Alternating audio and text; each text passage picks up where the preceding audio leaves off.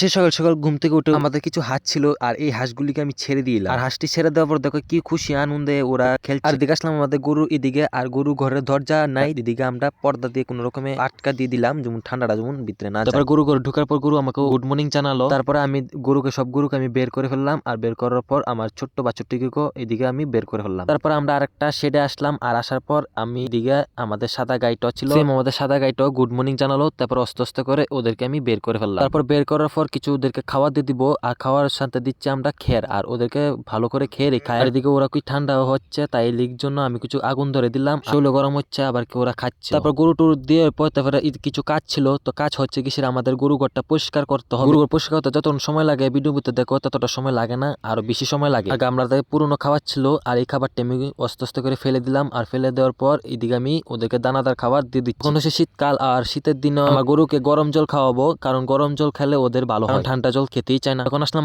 মাঠে আসার পর গরু নিয়ে যাবো। আজকে জন্য ওটুকুই।